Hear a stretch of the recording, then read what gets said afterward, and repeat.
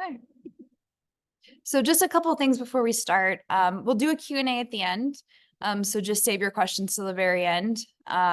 We are recording this webinar, and we'll put it on our YouTube channel if you want to view it later. That will be posted later this week, and everybody will get an email with a link to that recording. And then just kind of a last bit of housekeeping, just please stay muted. We've got a couple dozen people in here, and we just don't want too much static. So thank you. Very quickly, who are we? Why are we putting on this webinar? Backlog is my company. We do archival consulting and we do genealogy research for our clients. So we do archival consulting. That can be anything from helping people develop processing manuals to doing archival needs assessment, which is like basically a roadmap for where to take your archives next. And then we also do digitization plans.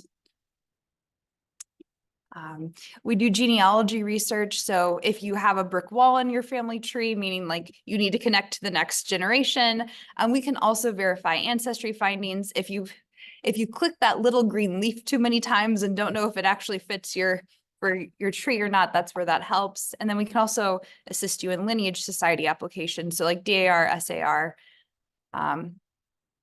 organizations like that. And then family history is kind of everything beyond genealogy. So what do you do with your stuff after you've collected it or researched it? So we can compile family tree books, we can do oral history interviews, and then we've set up some digital family archives. So the plug is over. Thank you for listening. I'm Emma. Backlog is my company, and I'm hosting the webinar today. And I'm here with Jenna, who will give our presentation. Hi, I'm Jenna. I'm a museum archivist in New England, and I spent almost 10 years as a university archivist before this. So now I've switched, totally different environment. And so it's really, I'm really getting to flex different archival knowledge muscles, if it makes any sense.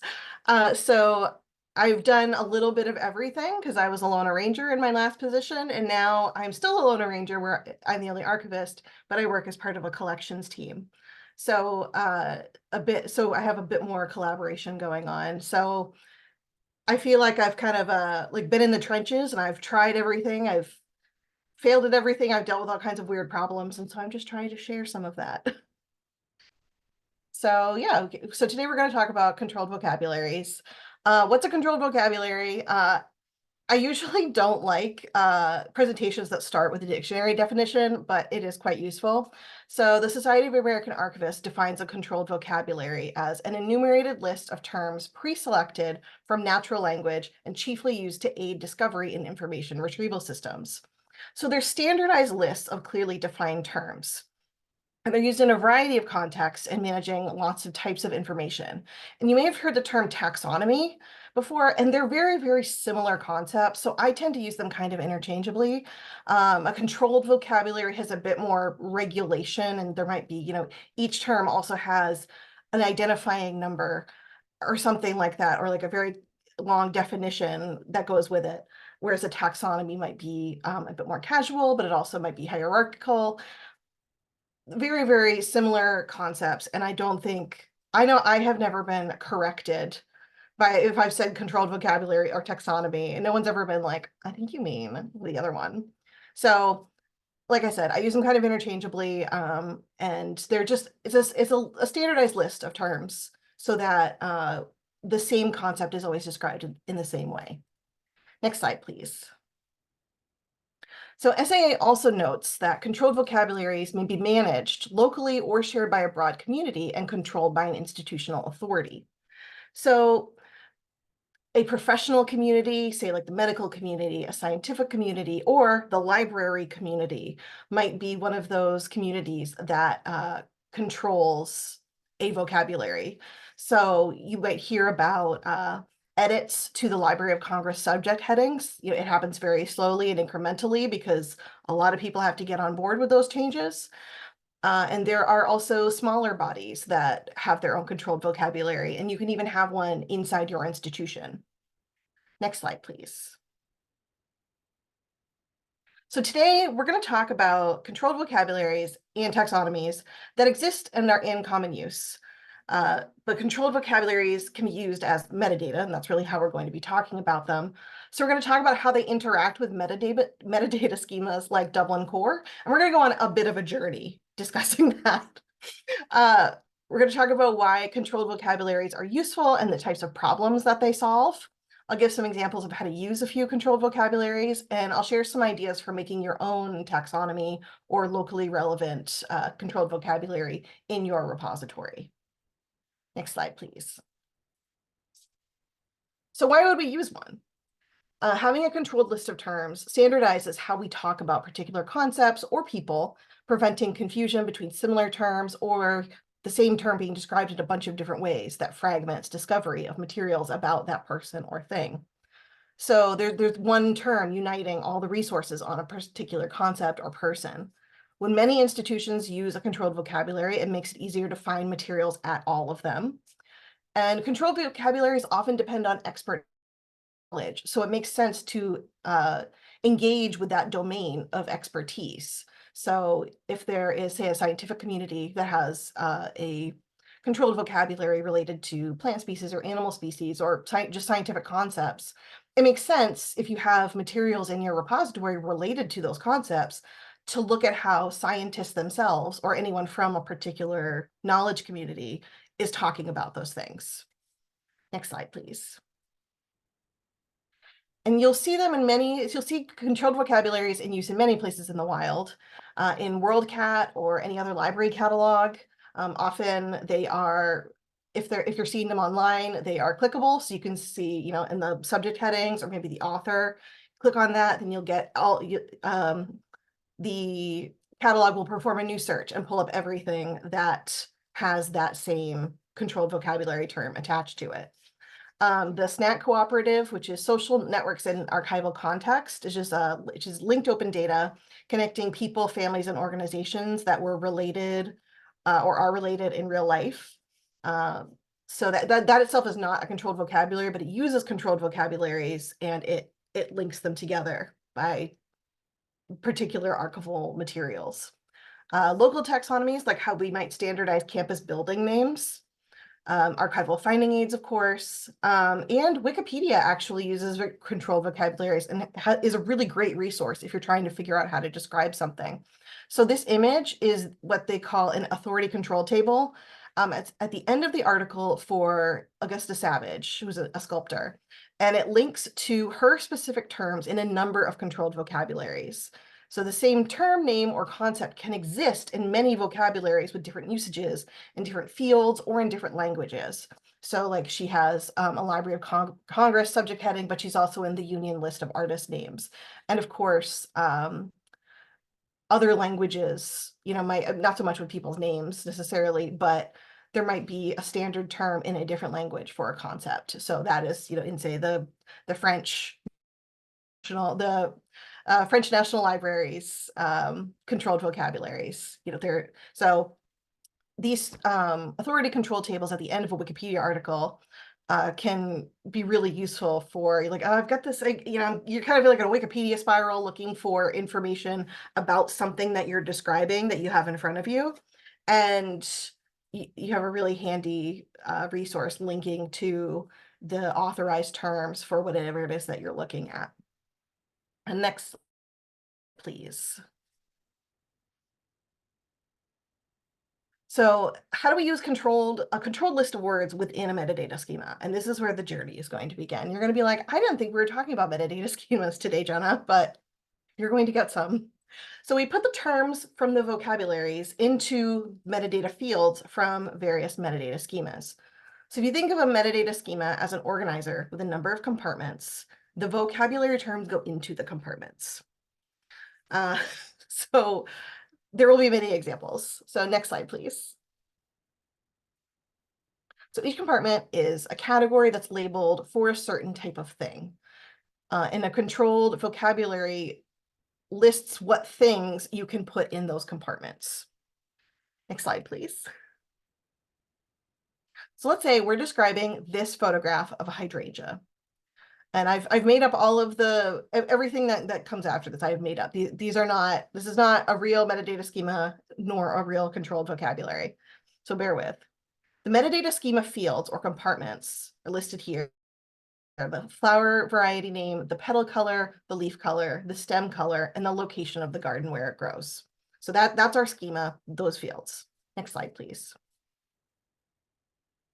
So when we're talking about color, let's say we have a controlled vocabulary that has everything in the green table on the left: blue, blue-green, red, green, pink, orange, gold.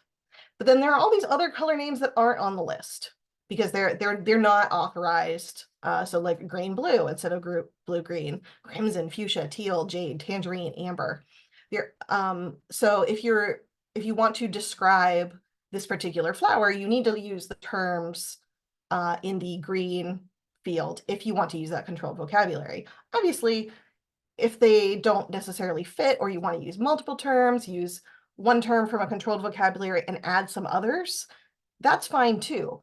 But if you want to standardize the way that you're talking about all of the flower photos in your collection, it's a lot easier if you go from a standardized list.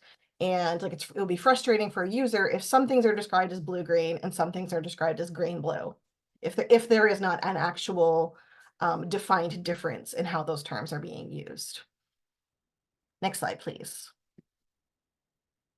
However, you can use those same lists of colors, or the same controlled list of colors, in a different metadata schema. So this is a much longer alternative schema where we are looking at a longer list of fields: the flower variety name, the stamen color, the pistil color, the petal color. Next slide, please. The stem color, the leaf color, the color of the veins on the leaf, and then the garden location. So we can still use that same controlled list. So it's just like if we want to use, say, the Library of Congress subject headings, we can use those in Dublin Core, we can use them in VRA Core, we can use them in many different metadata schemas. They don't have to match up one-to-one. And we can, if we're using one metadata schema, we can even combine different controlled vocabularies. So hopefully that makes sense. But think about how, okay, in this example, we have many more fields to accurately describe the colors in a flower, but we're still depending on the same list of colors that we would be if we only had a few fields. Next slide, please. So of course, I made all that up. So some real metadata schemas that you'll encounter, I'm going to talk about just a couple. Dublin Core is named after Dublin, Ohio, not Dublin, Ireland, where it was developed. So it is a really broad-based metadata schema. It's only 15 fields, and the descriptions of the fields are not the descriptions. The way the fields are defined and named is very broad, so they can describe a variety of types of objects. You could describe a book, or a photograph, or a sculpture, or a chair, or a house.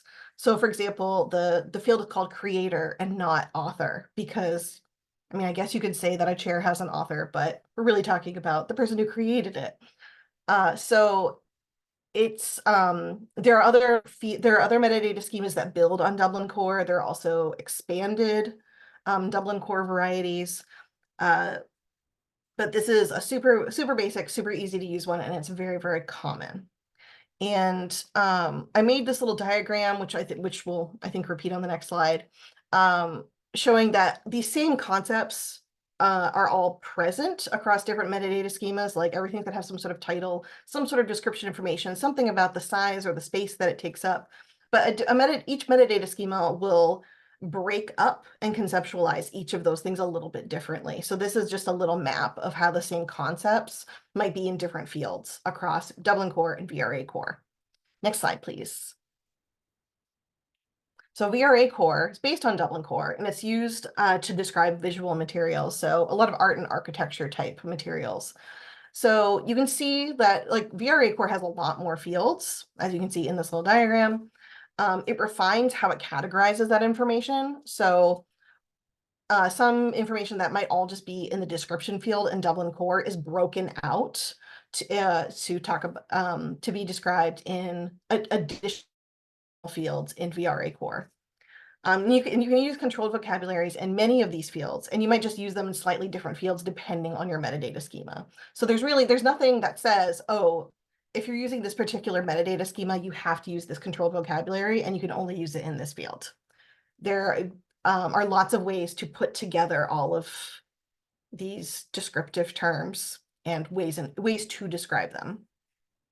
It is, even though we're talking about sort of regimented and controlled and authorized describing words, we can actually be pretty free in how we use them. Next slide, please. So where might you end up using a controlled vocabulary?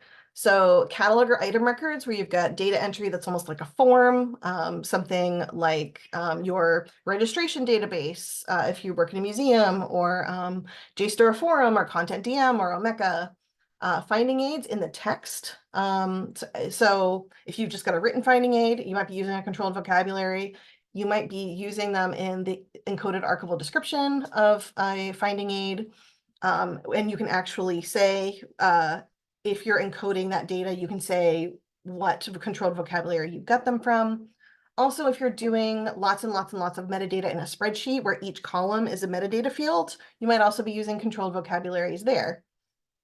Small plug, I'm doing an EAD webinar in April, so look out for that if this piques your interest. And of course, library catalog cards, like in the picture, and they're modern equivalent of digital OPAC records, use controlled vocabularies for author and subject information. So it's much easier to access all of these controlled vocabularies now that we have the internet, but they've existed for a really long time. Next slide, please. So I mentioned a few times that controlled vocabularies prevent metadata confusion, and I wanted to give some examples. So think of your name and all the names you've had in your life. Middle name, your middle initials, religious names. And so like I used to work with a lot of records related to people in religious life. So when people would take vows, they would take a different name. So over the course of someone's life, they could have a variety of names. Married names, of course, names related to adoption. How do you personally incorporate all of these changes into your life, and what names do you prefer? So I've kind of given an example of many ways of formatting my own name. When I was applying to colleges, I got some great advice that I should decide how I was going to format my name that I should use across all of the paperwork that I did. I have a very unusual name, obviously. So there wasn't much chance of confusion between me and another applicant, but standardizing how I was going to represent my name also prevented my paperwork from accidentally being filed under multiple applicants, listed as different variations of my name. So it keeps things from getting lost, where I say I submitted various pieces of paperwork and test scores and recommendations under all 4 of these names. Well, what if 4 records for my application that all show up as incomplete get created? That is a problem. Next slide, please.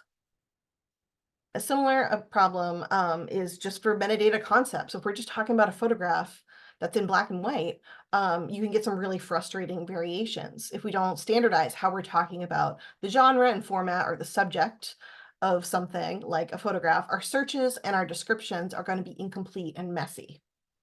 So think about if you want to find all the black and white photographs in your collection and they're described in 6 different ways, you're never going to be able to pull all that together, and that's going to be really annoying.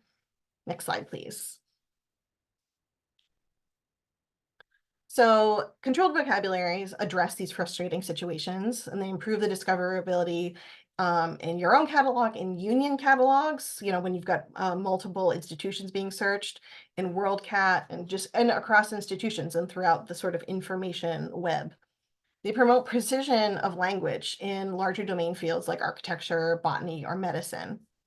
For example, are we calling it the arts and crafts movement, arts and crafts with an ampersand, or craftsman? So there could be many different terms for the same thing, and deciding for a professional body to decide exactly how they want to talk about that concept, that makes it a lot easier for people to do research. Next slide, please. So some controlled vocabularies, a few I've mentioned before. Of course, the Library of Congress subject headings, or LCSH, and the Library of Congress name authority file, LCNAF. which all these acronyms I feel like just kind of flow out of me now. The Art and Architecture Thesaurus, which is also just often called AAT. The Union List of Artist Names, or ULAN. The Thesaurus of Geographic Names, TGN. And Medical Subject Headings, which is abbreviated as MESH. So I'm just going to talk about a couple of these. I've actually never used MESH before, but I didn't want them to all be humanities examples. And some of these, of course, like the Thesaurus of Geographic Names, will be relevant regardless of what you are trying to describe. But other particular materials might require very specific or otherwise very broad controlled vocabularies. Next slide, please. So the next two slides are really the core of this presentation. You may be thinking, Jenna, why'd you talk about metadata schemas for close to 20 minutes? And it was so that these next two slides, this bit would make sense. So here I have an item record, which is broken across two slides. It's in Dublin core format. And the item record is for a photograph of George Bancroft, who was a kind of a politician, diplomat, historian, academic. And this photograph was taken by Marian Adams, who went by the nickname Clover. And my place of work actually has a print of this photograph. And so that's why I decided to use it as an example. So you can kind of see in this, on this slide, as it will be with the next slide, we have the name of the metadata field. What I'm entering into that metadata field is that middle column. And then if I use a controlled vocabulary, I'm just noting that in the last column. Obviously, if you are actually working in your system, you're probably not going to have an extra column that says controlled vocabulary source. I'm just offering this up as an example. Your entry form is not going to look like this. So the title, date, and description don't use controlled vocabularies exclusively, but I did use the name George Bancroft in accordance with his LCNAF name, instead of just calling him Bancroft or Mr. Bancroft here. In the creator field, I use LCNAF to use the standard form of the photographer's name, Marian Adams, because she was not professionally known as Clover. I think I might actually have a typo in, I think I reversed some numbers here. But anyway, the authorized form of her name comes from LCNAF. I'm using the coverage field in Dublin Core to describe the geographic coverage. So this photograph was taken in George Bancroft's house, which was in Lafayette Square or Lafayette Park in Washington, D.C. And that has a specific LCSH heading. I've also added the city of Washington, D.C.'s heading from the Thesaurus of Geographic Names, because someone might not necessarily know that it's from Lafayette Park. And the photograph is a platinum print, and I got that name from the Art and Architecture Thesaurus. Now, AAT always uses plurals, which is why I've said platinum prints and not platinum print. Next slide, please. So continuing with the rest of the fields, the identifier is something that will always be unique. The language abbreviation is EN, and that is from ISO 639, which is not really a controlled vocabulary, but it's an international standard for how you decide what the abbreviation for a language will be. And so it's just English as EN. So it's like how you decide, are you abbreviating German as GER or as like DEU for Deutsch? So it's not really controlled vocabulary, but it's sort of like a logic model, I guess. Correct me if I'm wrong. The publisher here, I've put Smithsonian Libraries and Archives because there is a copy of this photograph at the Smithsonian. And that in this case, that is also an LCNAF heading. The source, I've just kind of given this a collection number. Obviously, that's something that's going to be unique to the collection. The subjects I've pulled from LCSH and LCNAF. And then the image type is, I've given a MIME type, which again is not quite a controlled vocabulary, but it's a way of describing the type, the general concept of something, that it's like, it's an image, it's not text, it's not sound. And then slash the file name, the file format, it's a TIFF. So you could have, say, text / docx is also a MIME type. So we've combined several different controlled vocabularies, and then some other ways of deciding on information, all in this one metadata record. Next slide, please. So before the internet, you would refer to a multi-volume set of books for LCSH, for Art and Architecture Thesaurus. I actually found at my work, I've been putting together our curatorial library, and I found like the 7-volume set of Art and Architecture Thesaurus terms. And I remember when I was in library school, there was a cataloging lab that had all of the LCSH subject headings in like a gazillion different volumes. And it was really a sort of a relic of the past, but that is what you would have to do. So now, obviously, you can find controlled vocabularies online. Each vocab's website will be a little bit different. There are thousands of controlled vocabs out there, and this link is to a site that is kind of like almost like a wiki that has like a list of a bunch of them.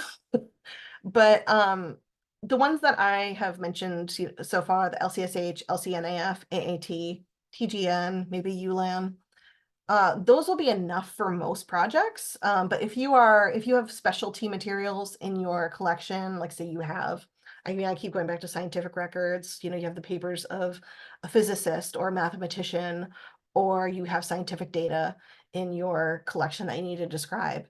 Those are cases where you might find that these broader based controlled vocabularies are insufficient, and you might decide to go a bit more specialized. But also think about who your audience is, and are they going to be using specialized language to do their searching? Maybe you mix them. You pull some terms from LCSH, and then you also include from a really specific controlled vocabulary for a particular domain in that same field as well. You can always, like in the example before, you can always combine them even in the same field. I'm just going to talk about a couple of these basic ones, but I mean, if you have specialized materials, go nuts. No one's going to stop you. Next slide, please. So anyway, so this is the Library of Congress authorities, which, I mean, bless them. This website is I think it looks the same way it probably did like 30 years ago. I've searched for Django Reinhardt, the Romani guitarist, and what it has pulled up is a list of kind of where his name falls in alphabetical listing, and the buttons on the right that say, sorry, my right, I don't know, that are on the left that say authorized, and references, those indicate whether the term that is listed is actually an authorized term. So some terms you can kind of see at the bottom, for somebody else, there isn't a red button. And that's because that is a term that has been used somewhere, but it's not the authorized form of the name. So I have wandered off in my train of thought. We're off the rails. So anyway, so when you are creating your processing guides, your cataloging guides, decide to get back to the point of which controlled vocabularies do you want to use. Specify which ones are your archive's default. What are your go-tos, so that you can hand that to employees, interns, students, volunteers, whoever, and they know where to start. You can even specify specific terms to use, like a geographic name for your location. So like I was working on a project where all the records came from the same town. But historical space boundaries were different from what they are now. It started out as a really big town before the Revolutionary War, and then it was split into two, north and south. So in the processing guide, I specified the term from Thesaurus for geographical names that I wanted us all to use, and that actually had an identifier. So I would say, search for this identifier, and it's going to give like the exact name and the phrase inhabited place, the county, the state, United States, and just, with like a 7-digit number. So that we were describing all of the things that are actually from the same location in the same way, even though the historical context was a little bit confusing. I just kind of, I dug in and decided which one would make the most sense for us. Next slide, please. So as I mentioned with LCSH and LCNAF, it's the same website. You have to click on whether you want to search subjects or names.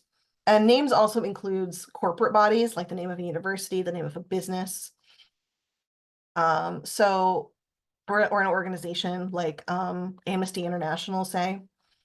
So when I search for Django Reinhardt and I click on authorized and references, so that was from the previous screens, I get this result on the left where I can go to the authority record, and then there are some other related terms that if I was actually looking for a related concept to this person, I could see if those were relevant to the thing that I'm describing. And then when I get into the authority record, I get the thing on the right. So you can see that there is a control number. So if for some reason LCSH needed to adjust, say, the spelling of someone's name, maybe they're adding a death date to somebody's authorized heading, the control number stays the same, so we know that this is the same thing that we are talking about.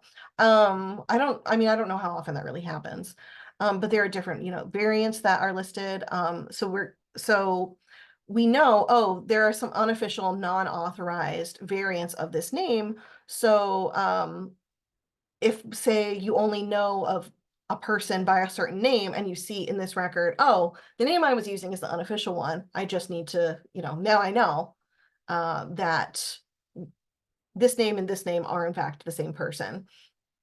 So I'm trying to think if there's anything else that I need to mention here. There are a lot of different fields that can pop up, like sources of where where the Library of Congress found this particular name and how they decided on the way that it's formatted.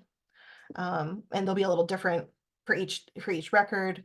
But regardless of what you're looking for, like the authority record is going to look something like this on the authorities.loc.gov website. Next slide, please. So the Art and Architecture Thesaurus was created by the Getty Research Institute, so affiliated with like the Getty Museum, and TGN and ULAN and possibly some other ones are also out of that same institute. So their websites are gonna operate very similarly. So AAT is a hierarchy, and I really love this controlled vocabulary because it describes concepts. And it describes them, you can get really, really specific into like the very exact type of a photographic print, or a really broader term like photograph or image. And it's just very organized. Like if you imagine like all the folders on your computer having lots of hierarchies, and it's just very neat and nice. And if you're not sure if a particular term is like too specific, you're like, I don't know if this is quite that thing, you can always go up a level in the hierarchy and use that term instead if you know that that slightly broader term is in fact relevant. So here I've searched for albumin prints, which is a type of photograph that was common in the 19th century. These are what comes up, and you see that I think it's the albumin process. Everything's very small on my computer, is the next thing that comes up. And so that's if you wanted to describe something related to the process of making albumin prints, there's actually a term for that as well. But we are looking for albumin prints. Next slide, please. So once we get into that record, we have a definition of what that is. We have that control number. So like that's the enumerated part of the SAA definition, where even if maybe the term itself has to change in some way, or you're using the term across multiple languages, this number keeps it all together. So, and actually there's a really tiny little 3 squares icon that's next to the phrase albumin prints. And then if you click on that on the website, you'll actually see the hierarchy expand. So you'll see like, oh, albumin prints is part of this thing, is part of this thing, is part of photograph, which is part of photo processes, which is part of visual images. And you can get really, really broad. And so there are also other types of very similar terms that are in different languages, all listed at the bottom, and whether they're preferred or. So obviously, like if you're describing something not in English, you don't necessarily want to use the English term for it. So there are some alternatives here, and also some alternatives that for which you should use this term instead.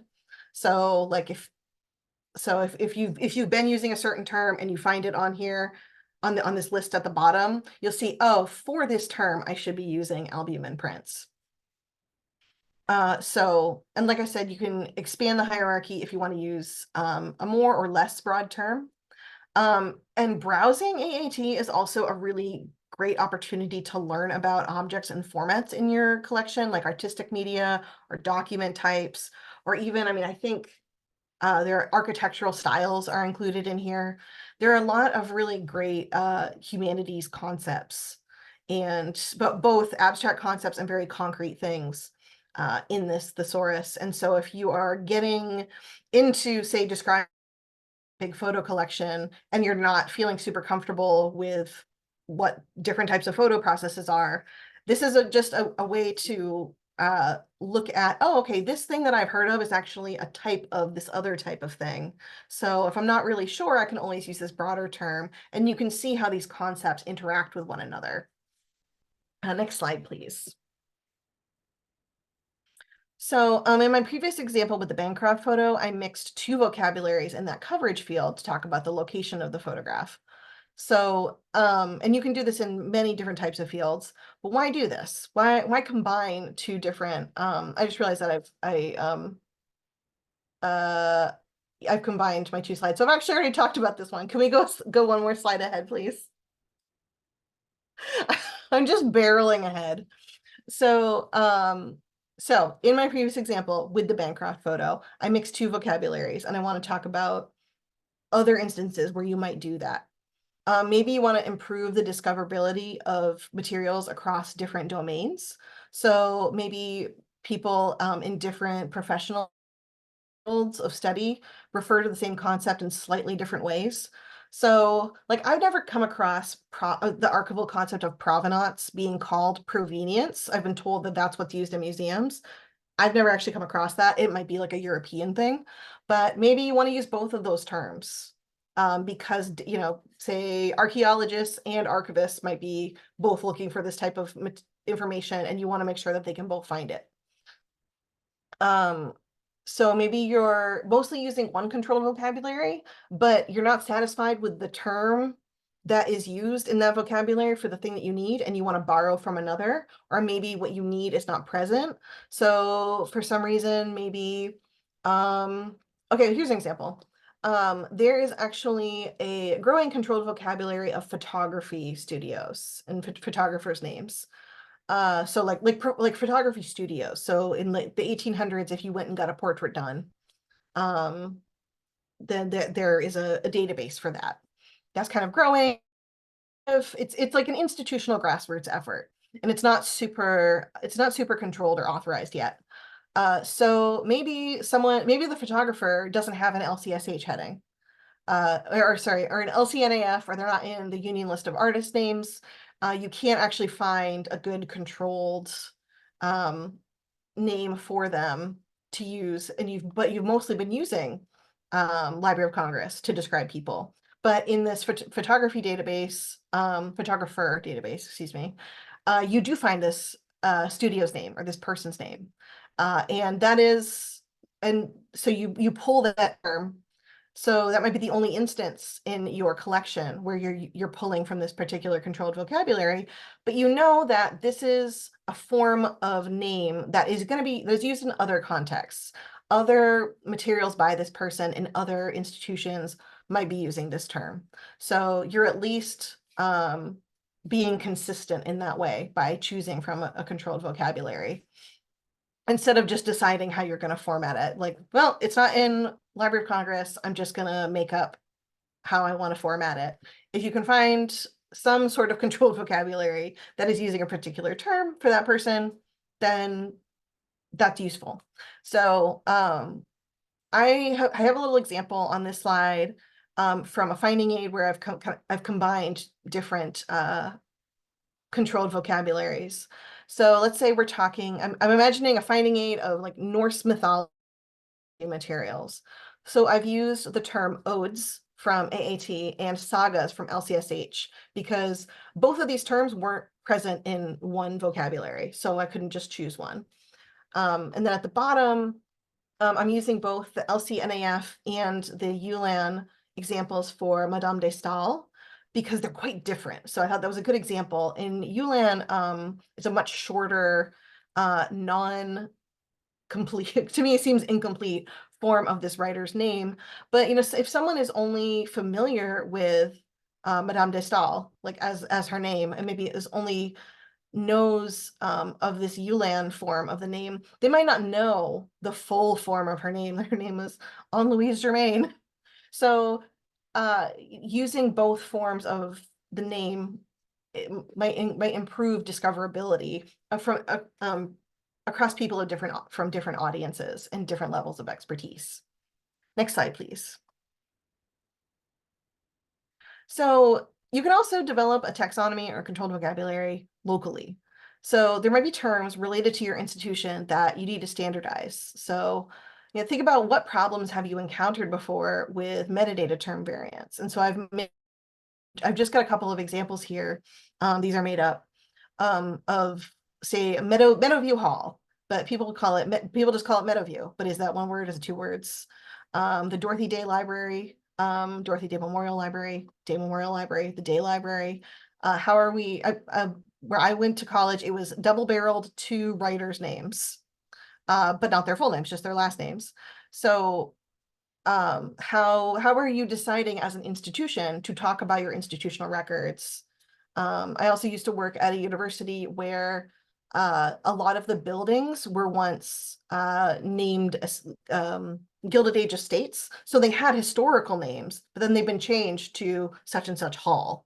So deciding how we want to talk about a particular building is a pretty good reason to have a local taxonomy.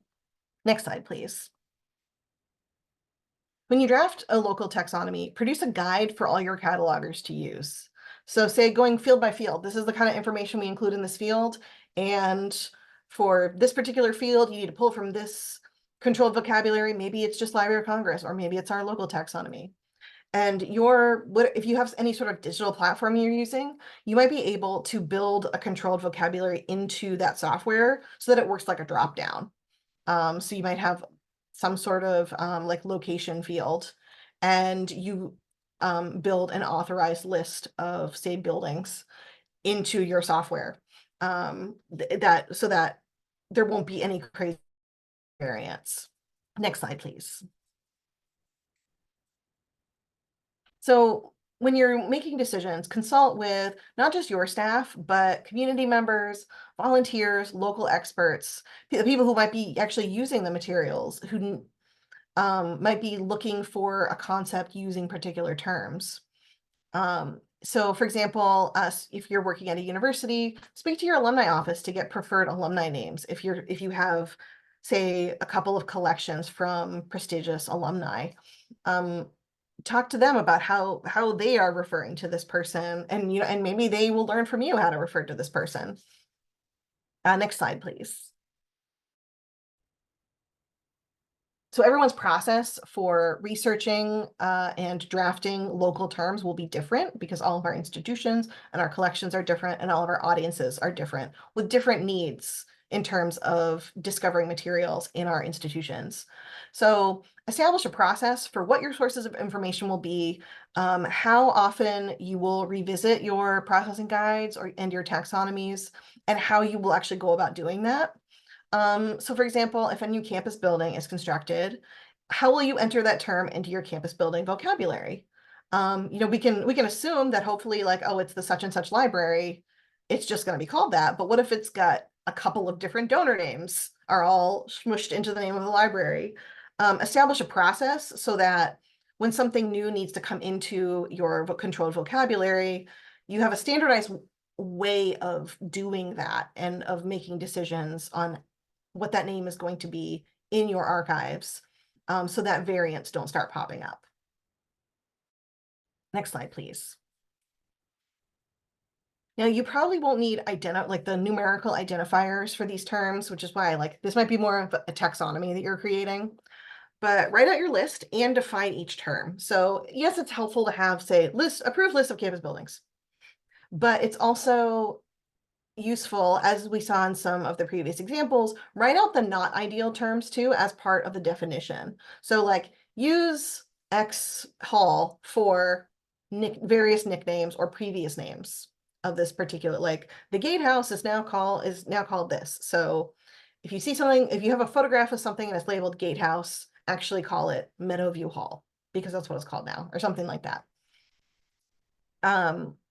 So catalogers who only know of a concept by a certain term will know what to use instead. And so have this processing guide, have this long list of definitions that to go with your taxonomy for your catalogers to refer to. Next slide, please. So I think I mentioned this a little earlier, but review and update your instructions and your guides as necessary, and establish a procedure, maybe even a timeline for drafting, reviewing, and updating. Like every 5 years, we take a look at this, make sure that there's nothing that needs to be added, and make sure that you use it. It's only helpful if it's in use, because otherwise people are just going to keep kind of doing whatever they are familiar with, and variants for names will pop up. But even if you're not using any controlled vocabularies, having a processing and cataloging guide for your institution is really, really helpful, and makes it a lot easier to pull in, new volunteers, new staff members, new interns. It makes it a lot easier to train them, and also for them to have to physically refer to. So next slide, please.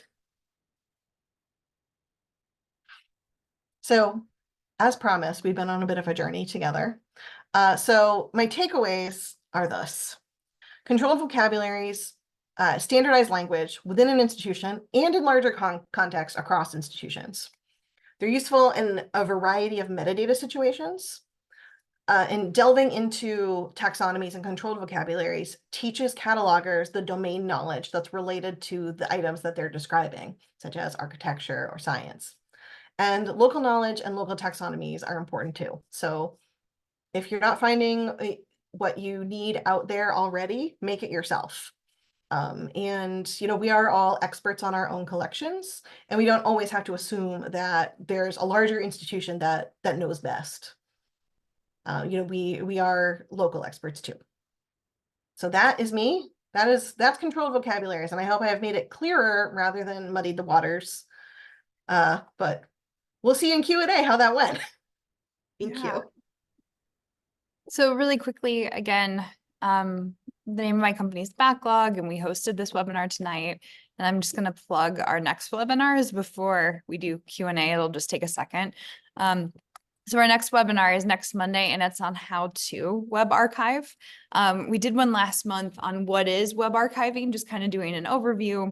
And then in March, we'll do one on how to use them for reference and research. So this is kind of like the meat of the trio, the how do you actually do this. And as I said, we'll do it on researching with web archives. And this is also if you're a librarian or archivist and you have to assist people in the research, this is really good for everyone, even if you're not conducting research yourself. And Jenna mentioned this earlier, we are doing one on EAD, which is encoded archival description. If I haven't seen this since graduate school, so I'm looking forward to an update. And it's just another one of those archival things that's thrown around, like finding aids or Dublin core, that it's good to know what it is, even if you're not using it, and how it works within this ecosystem. Yeah, and if it's relevant to you as an institution. Yeah. And to check out our webinars, you just go to our website. The trick there is spelling archivist right, and then go to webinars if you want to, and then on that page is a link to sign up for all of them. And then all of our past webinars are on our YouTube page if you want to check that out. If you subscribe to us, you'll get an alert when I post this. If not, I will email the recording of tonight's webinar out to everybody later this week. Okay, and finally, we don't have a chat tonight, but if you have a question for Jenna, and like she said, we went on a journey tonight, feel free to unmute or raise your hand and just throw out any questions. I'm a storyteller about concepts.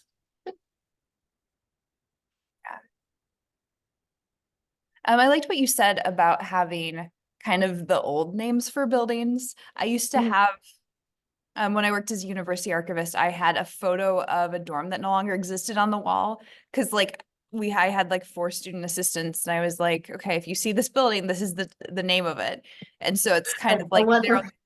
yeah. And so if they're only looking at old yearbooks, and they only see the old name, and vice versa, that's really helpful is to list out all the names. Yeah. Yeah, when I at my last in my last position, they changed the name. It was crazy of a building. So I think because it was on the National Register of Historic Places, I don't think they could officially change it. They gave it like a local instance. And I didn't solve that metadata problem. I just quit. But not over that. But like universities change building names, so that's something I'm sure anybody who's working in higher ed is familiar with. So just deciding what term you're going to use. Like, are you going to just use them both or use one or the other? When did the name change? How relevant is the old name? Those New kind of, new donor, new name. Like yeah. so it goes. But Andrew, do you have a question? I do. Can you hear me? Yeah. Yes. Oh yeah. Okay, great. I'm an architect and I'm doing research on the architect and designer Charles Eames. Mhm. Most of all of the materials from his design office in Los Angeles were donated to the Library of Congress. Mhm. Um, it's a huge amount of materials, and a lot of it has been processed, but not all of it. Mhm. So for many years, most of it was not available for people to research. Mhm. And they now have a finding aid and some very tiny JPEG images of a few things. But apparently there were, I don't know, something like 750,000 images and Yeah. slides. And it accounts for something like 5% of all of the Library of Congress's prints and photographs collected. Wow. And they still haven't, gone through all of that. Mhm. So I'm trying to research a particular portion of Eames' career. And there was an exhibition that was put on by the Library of Congress. I don't know, you probably can't see that. It's Um, blurry. yeah, I don't know how to change that, Yeah, but I think I think it's because your background's blurred. The yeah. lens can't. Anyway, they did this book in an exhibition some years ago, and it includes many photographs of things from this period of time when he was in St. Louis. And I'm trying to find out how to go there and investigate these things. I'm having trouble with reading the finding aid and identifying the specific things that I'm looking for. And I don't Okay. know if it relates to, this idea about controlled vocabularies. Um, I mean, I'm very familiar with architectural vocabulary. Right. Yeah. It might be, depending on how the collection is processed, if it's done chronologically or geographically or by the type of building or something. They're finding, I don't know, without having it in front of me, I don't know like how if it lists the way in which it is arranged, and if it says like, okay, these 6 series are described, processed, accessible, there might be a chunk of the collection that's not accessible. Um, if the finding aid was written recently, you might be able to see who processed it, Okay. or in general, reach out to the reference archivist at the Library of Congress, Mhm. because they might be able to tell you more about, they might be able to talk, look at the collection or talk to the archivist and say, this is the stuff that's not processed yet. And Sure. sometimes unprocessed stuff is not accessible by the public, and sometimes it still is, because like we don't know when we're going to get to it, so you can still look at it and we know that there's nothing private in there. Right. But if with other collections, they might say, we haven't looked at it yet, no one can see it until we go through it and make sure that Sure. there's no restricted material. So if the whole collection isn't processed, it's not, it might not be an issue of finding the right terms, the right descriptive terms, like from a particular vocabulary to find the materials, because if they're not described, then you won't be able to find them anyway. Right. But I think probably your best bet will be to reach out to, and I mean, and even if the collection was completely organized, Yeah. I think and it's if you wanted to fairly see them, you would organized. still need to reach out. Sorry. I think it's fairly organized now. The finding aid does, lay out categories of materials and how they're sorted and correspondence and drawings and, all sorts of separate things. Um, the And if you find struggle that I something like that, have, and I've been corresponding with some people at the Library of Congress. The okay. problem I'm having is that essentially zero information is really available online. Yeah. And Okay. Andrew, I don't think we can really help you with this. I think you need Okay. to contact them directly. Okay. And I know that you had reached out and asked if this would be helpful.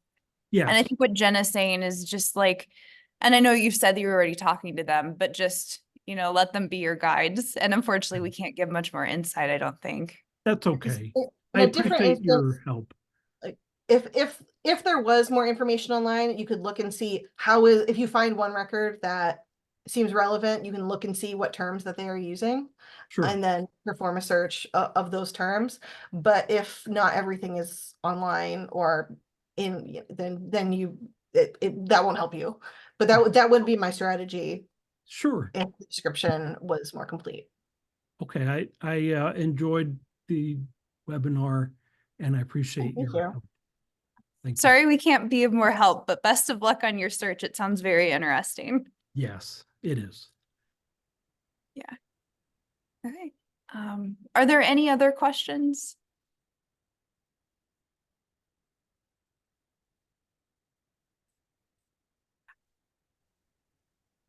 Jenna, that either means you stumped us or you covered everything so completely. I have broken everyone's brain.